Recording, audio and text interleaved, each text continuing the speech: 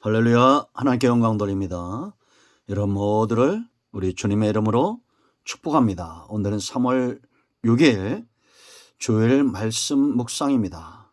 요한복음 6장 오병이의 기적과 관련된 예수님의 교훈에 대해서 우리가 묵상합니다.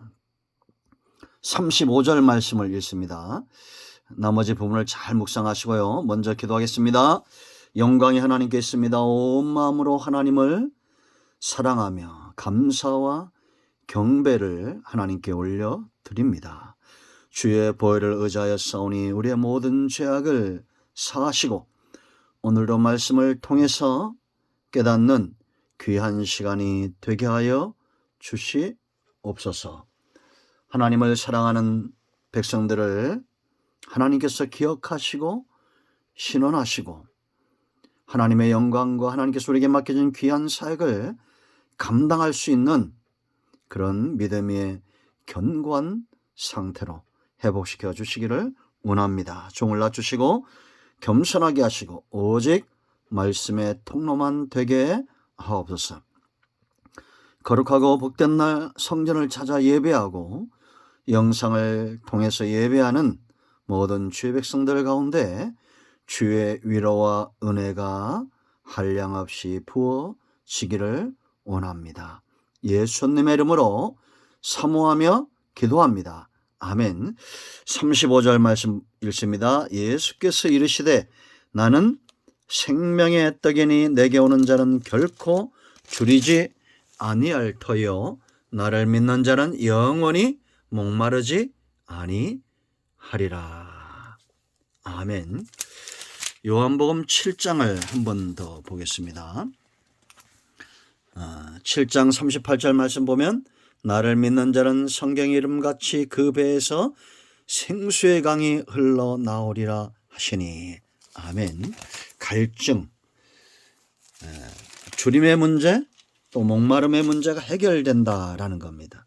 여러분, 오병이의 사건 우리가 지난 시간에 헌신에 초점을 두고 살펴봤습니다. 여러분, 우리가 헌신 앞에 지나온 은혜들을 기억해야 되고 하나님께서 우리와 함께 하신다는 이 놀라운 은혜, 그 은혜에 붙들림 받은 사람들이 있습니다.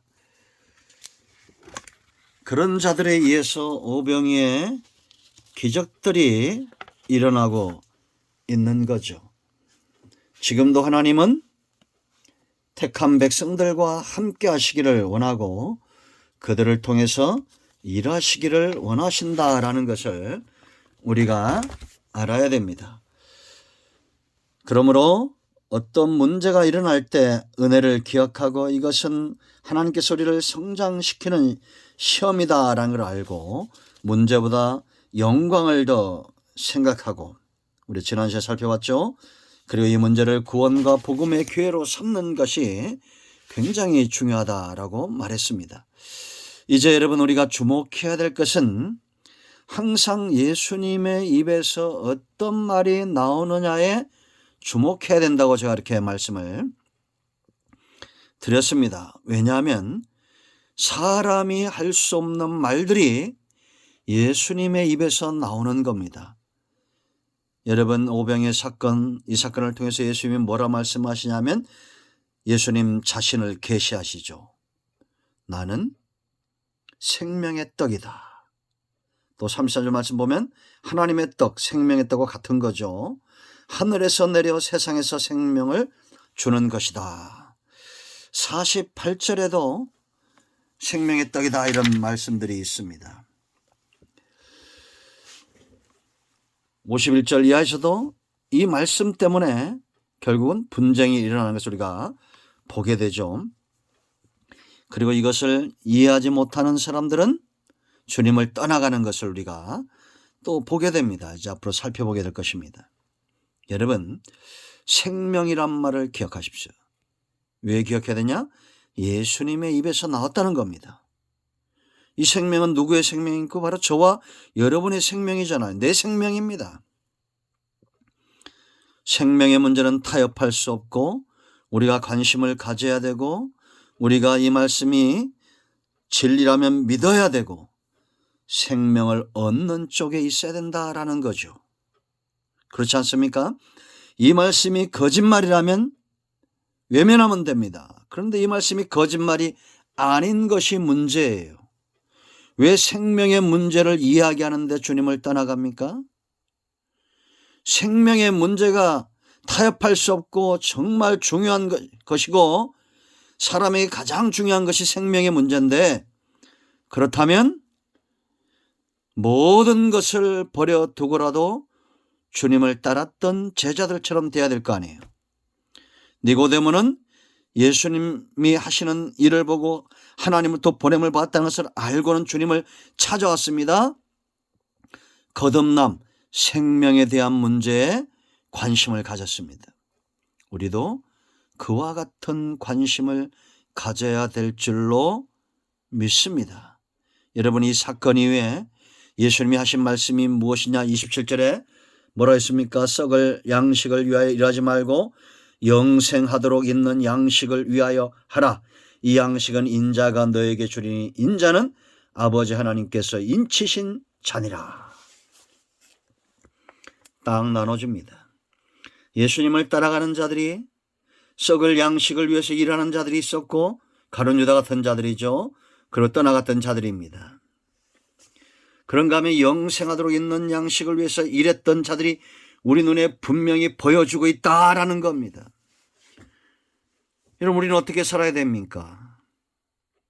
썩을 양식을 위해서 여러분 22절 말씀부터 보면 이들의 열심이 대단합니다. 예수님을 찾아 떡 먹던 그곳이 갔더니 그곳에 없어요. 다시 그 다음날 가버나움으로 바다를 건너 주님을 찾아온 겁니다. 그 풍랑이는 바다를 제자들이 건넜죠. 16절로 21절에 저는 재미난 상상을 해봤습니다. 제자들이 생명의 떡이신 주님과 더불어 이 복음을 전하러 갈 때는 큰 바람이 일어나 그들을 괴롭게 했는데 그 다음날 썩을 양식을 위해서 욕심을 쫓아왔던 자들은 그런 어려움을 당했다는 기록이 없어요. 분명한 것은 사탄은 육적으로 살고자 하는 자들을 해방하지 않는다는 겁니다. 영적으로 살고자 하는 자들에겐 어려움을 준다는 거예요. 잘 분별하시기 바랍니다. 이것은 성경에 말하는 교훈이죠. 경고고 우리는 깨달음을 가져야 될 줄로 믿습니다. 여러분, 생명의 문제 타협할 수 없어요. 예수님이 지금 자신을 드러낸 겁니다. 나는 생명의 떡이다. 세 가지 큰 의미가 있습니다. 첫째는 생명을 주는 떡이라는 겁니다. 이게 무슨 얘기냐? 33절 이제 한 절씩 말씀을 보겠습니다. 33절 말씀 보세요. 하나님의 떡은 하늘에서 내려 세상에 생명을 주는 것이라. 목적이에요. 예수님이 세상에 오신 목적은 생명을 살리기 위함이지 죽이기 위함이 아니에요. 그러니까 우리가 흔들림이 없어야 됩니다. 예수님 외에 저와 여러분의 영적인 생명을 주시는 존재는 없다라는 겁니다. 누가 내 생명을 귀하게 여기는지를 알으셔야 돼요. 아시겠습니까? 이단들이, 우상들이, 세상의 학자나 의인들이 우리의 육적인 생명을 위해서는 간혹 희생하는 사람들이 있을 수 있어요. 그러나 여러분들을 지옥불에서 건져낼 분은 유일한 분 예수님 외에는 없습니다. 이 목적이에요. 목적이 그 사람을 움직이잖아요. 목적이 얼마나 중요합니까? 저와 여러분과 우리 교회 우리 모두가 섬기는 목적도 생명을 넘어뜨리는 것이 아니라 살리는 것입니다. 실족시키는 일이 없어야 됩니다. 자, 예수님만이 생명을 주는 떡이라는 것은 그 증거가 어디에 나타나겠습니까? 바로 저와 여러분에게 나타난 겁니다. 그러므로 내가 예수님을 통해서 생명을 얻었는지 안 얻었는지 그 증거는 여러분 자신, 저와 여러분 자신에게 있어야 돼요. 그 증거는 뭐냐? 우리가 35절 읽었죠? 결코 줄이지 않고 결코 목마르지 않은 상태를 말하는 것입니다. 이 상태는 어떤 것이냐? 무엇을 먹을까 무엇을 입을까 걱정하지 않는 겁니다. 우리가 여러분 아까 7장 38절 말씀 보셨죠? 나를 믿는 자는 그 배에서 생수의 강이 넘칠 것이다. 바로 성령의 역사를 이야기하는 겁니다. 성령이 우리 안에 거하심으로 예수님만이 구주가 되고 예수님의 입에서 나오는 말씀과 예수님이 십자가에서 쏟으신 그 피로 인하여 내가 살았다는 그 확고한 믿음 위에 서도록 성령이 나를 쉬운 편으로 내 안에서 충동질하시고 나쁜 충동이 아니에요. 감동하심으로 더 이상 갈증을 느끼지 않는다라는 겁니다. 썩을 양식 오늘 하루 굶어도 내가 목마르지 않습니다. 내가 줄이지 않습니다. 자, 또 다른 증거가 있어요. 예수님만이 생명을 주는 떡이 되신 이유 37절 40절 말씀 보면 예비된 자들이 온다라는 겁니다. 모든 사람들이 오는 것이 아니라 예비된 자들, 그런 자들이 예수님을 찾아오고 믿고 영생을 얻는다. 아멘. 54절 살과 피는 이게 뭐라 했어요? 구속과 말씀이라고 그랬죠. 예비된 자들이 온다라는 겁니다. 여러분, 그러므로 우리는 낙심하거나 절망할 필요가 없습니다. 우리는 이미 하나님의 뜻대로 부르심을 받은 자들이죠. 생명을 얻은 자들입니다. 이 증거 갖는 우리 모두가 되기를 예수님 이름으로 축복합니다. 자, 두 번째 유일한 떡이에요. 33절, 38절, 41절부터 43절, 50절, 51절, 58절. 예수님만이 왜 유일한 떡이 되느냐? 하늘에서 내려오셨다라는 표현들이 있죠. 내려오신 분 예수님밖에 없어요. 어떻게 알 수 있느냐? 양들이 알아요. 누가 알아요? 양들이 안다는 겁니다. 무엇을 먹어야 살지를 아는 겁니다. 38절 보세요. 여러분, 아버지께서 내게 주시는 자는 다 내게로 올 것이요 내게 오는 자는 결코 내쫓지 않을 것이다. 여러분, 시골에서 양을 먹여보면, 양이나 염소를 먹어보면 건강하게 살찌는 양이 있습니다. 그런가 하면 삐쩍삐쩍 마르고 피똥 싸고 설사하는 양들이 있어요. 어떤 양인지 아십니까? 건강한 양은 풀어놓으면 가서 정말 자기 몸에 좋은 것들, 그런 것들을 뜯어먹습니다. 먹을 수 있는 것들. 그런데 그렇지 못한 양들은 잘못된 걸 먹어서 설사하고 피똥 싸고 죽어요. 여러분, 우리가 하나님께 부름을 받고 하나님이 선택한 예정 가운데 있고 구원을 얻기 예비됐다 한 것은 관계라고 그랬죠. 목자 되신 예수님을 아는 겁니다. 세상에 얼마나 많은 교훈들과 세상에 얼마나 많은 잡다한 것들이 있어요. 그 가운데 내 생명의 문제, 나를 살찌게 하는 문제, 영육강에 강건하게 하는 그런 교훈들을 찾아서 골라 먹는 자들입니다. 양이 알아요. 나를 살리는 걸 알아요. 두 번째, 목자가 알아요. 이 목자의 성품입니다. 39절 보세요, 여러분. 나를 보내신 이의 뜻은 내게 주신 자 중에 내가 하나도 잃어버리지 아니하고 마지막 날에 다시 살리는 이것이니라. 양은 때로 우리에서 떠나 산갓에 찔리고 그렇게 고통당할 수 있습니다. 그러나 목자는 그 양을 포기하지 않아요. 우리 구원의 완성입니다. 아멘. 예수님만이 이렇게 하실 수 있는 거예요. 할렐루야. 세 번째, 왜 유일한 떡이냐? 오직 주님만이 하나님의 뜻에 수종된다라는 겁니다. 이 무게, 이 뜻, 하나님의 뜻만큼 정말 무거운 것이 없죠. 이걸 누가 능히 감당하겠냐라는 겁니다. 여러분, 38절 말씀 보세요. 여러분, 내가 하늘에서 내려온 것은 내 뜻을 행하려 함이 아니요 나를 보내신 이의 뜻을 행하려 함이니라. 아멘. 하나님의 뜻에 수종들고 그 뜻을 온전히 이루신 분 예수님밖에 없습니다. 잘 알죠? 무흠하기 때문입니다. 죄가 없으시기 때문이에요. 사람의 탐욕과 사람의 죄성과 사람의 욕심으로 하나님의 뜻을 이룰 수가 없습니다. 오직 예수님만이 하늘에서 내려오신 이후 유일한 떡이 되는 것은 하나님의 뜻, 이 무게를 감당할 수 있는 죄도 흠도 없는 분이시기 때문이다 라는 겁니다. 할렐루야. 하나님이 주님과 함께 하시기 때문이에요. 여러분, 자, 왜 예수님만이 생명을 주는 떡이 되느냐? 세 번째, 일용할 떡이에요. 한 번 먹고 우리가 생명을 얻는 것은 예수님의 구속과 십자가 공로로 단번에 되어지지만, 그러나 이제부터 이 생명이 유지가 되고 더 강건해지기 위해서는 동행이 필요한 것입니다.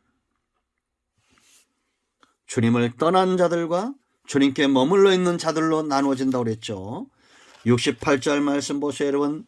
예수님께서 제자에게 이르시되 너희도 가려냈을 때 가려느냐 했을 때 시몬 베드로가 대답하되 주여 영생의 말씀이 주께 있사오니 우리가 누구에게로 가오리까? 우리가 주는 하나님의 거룩하신 자이신 줄 믿고 알았사옵나이다. 근데 예수님이 뭐라 말씀하십니까? 예수께서 대답하시되 내가 너희 12를 택하지 않았냐? 그러나 너희 중에 한 사람은 마귀니라. 이 말씀은 가룟 시몬의 아들 유다를 가리키심이라. 그는 12 중에 하나로 예수를 팔자라 하더라 그랬습니다. 여러분, 유다와 이 베드로와 다른 제자들과의 차이가 뭐라고 생각하세요? 바로 일용할 떡으로 주님을 먹었다라는 겁니다. 유다 외 나머지 제자들은 주님과 동행하면서 주님과 행하신 것을 보고 예수님만이 하나님의 아들인 것을 깨닫고자 했고 그 입에서 나오는 말씀을 깨닫고자 하고 그 말씀에 서기를 원했습니다. 그러나 유다는 열심당원이었죠. 다른 일에, 그 나라를 뒤엎는 일에 27절에 말한 대로 썩을 양식을 위하여 일하는 자였다라는 겁니다. 그럼 믿음에 설 수가 없었어요. 이런 믿음은 들음에서 납니다. 날마다 주의 말씀을 듣고 묵상하고 그 말씀 위에 서야 돼요. 여러분, 이 말씀이 깨달아지니까 여러분 반응을 보세요. 41절 말씀 보면 수근거리기 시작했습니다. 왜 수근거렸냐? 예수님이 하늘에서 내려왔다는 말이 믿어지지가 않는 거예요. 그러나 우리는 믿어지죠. 축복입니다. 근데 이들 가운데 또 이제는 다툼이 일어납니다. 52절 말씀 보면 다툼이 일어나요. 왜냐? 예수님이 자기의 살을 주 먹게 한다니까 이 말씀이 이해가 되지 않는 겁니다. 그러나 우리는 이 말이 어떤 것인가를 압니다. 내 살을 먹고 내 피를 마시는 자는 영생을 가졌고 마지막 날에 내가 그를 다시 살리리라는 말을 알아요. 우리도 죽습니다. 육체의 생명이 죽을 수 있습니다. 그러나 여러분, 마지막 날에 다시 살 겁니다. 왜냐? 예수님의 십자가에 설리신 피로 이미 생명을 얻었고, 말씀을 이야기하죠. 교훈을 이야기합니다. 비유적 표현이에요. 이 말씀으로 인하여 우리의 믿음이 더 견고해졌기 때문입니다. 60절, 61절 말씀, 이제 이들이 이 말씀이 어렵다 하여 수근거리고 60절에 떠나갑니다. 이게 27절에 썩을 양식을 위해서 예수님이 주시는 영적 교훈에 관심이 없는 자들입니다. 그러나 영적인 사람들은 갈증이 해결이 되고 하늘에서 내려와 하나님의 뜻을 행함을 믿고 그 주님과 동행하고 제자의 길을 걷는 자들입니다. 여러분, 우리가 제자로 헌신한다는 것 10년 전 들었던 말씀, 그 교훈으로 되는 게 아닙니다. 매일같이 말씀 위에 서서 여호와를 경외하며 그 도에 행하여야 해요. 이번 주에 보내드렸죠. 어떤 사람이 복 있습니까? 여호와를 경외하며 그의 길을 걷는 자가 형통한 겁니다. 복을 받는 거예요. 여러분, 일용할 양식으로 주님을 만나시기를 축원드립니다. 할렐루야. 자, 생명의 문제 정리합니다. 타협할 수 없습니다. 내게 가장 중요한 것은 생명에, 육체의 생명도 귀하고 영적인 생명은 더 귀한 것입니다. 타협하지 마세요. 관심을 가지세요. 믿음에 서세요. 제자들처럼 모든 것을 버리더라도 생명의 주님 되시는 우리 예수 그리스도 예수님을 쫓아가시기 바랍니다. 영생의 말씀이 여기 싸움에 우리가 누구에게로 가오리까? 이 고백, 이 사모함 우리의 것이 되기를 축원드립니다. 기도합니다. 하나님 감사합니다. 영광과 감사와 존귀가 우리 하나님께만 있습니다. 온 마음으로 하나님을 사랑하며 하나님께서 우리에게 주신 귀한 사명 감당하는 삶이 있기를 원합니다. 육체에 썩어질 양식이 아니라 영적인 양식, 생명을 위하여 사는 그런 지혜로운 백성들 되게 하옵소서. 우리 가운데 마음이 상한 자, 병든 자 치유하시고 회복시키시고 주님과의 아름다운고 기쁜 동행의 삶을 살기를 원합니다. 영상을 통해서 주일을 성전을 통해서 예배하는 모든 주의 백성들을 축복하여 주시기를 원합니다. 예수님의 이름으로 사모하며 축복하며 치유하며 기도합니다. 아멘. 이제는 우리 주 예수의 크신 은혜와 하나님 아버지 큰 사랑과 성령의 위로 교통 충만 치유 회복하심의 역사가 이 영상을 통해서 예배하는 모든 주의 백성들 큰 나무교에 속한 권석들 서울모도 대학과 하차미의 모든 교직원들과 세계인형 박물관과 168명의 영상을 통해서 예배에 사모하며 은혜를 사모하는 모든 주의 백성들 위해 이 나라의 민족 위에 지금도 예수 이름 때문에 생명 다해 헌신하는 복음적인 교회와 선교단체와 선교사님들과 코로나19로 수고하는 의료진들과 고통당하는 백성들 위해 이제로부터 영원토록 함께 있을 지어다. 아멘. 할렐루야. 여러분 모두 축복합니다. 아멘.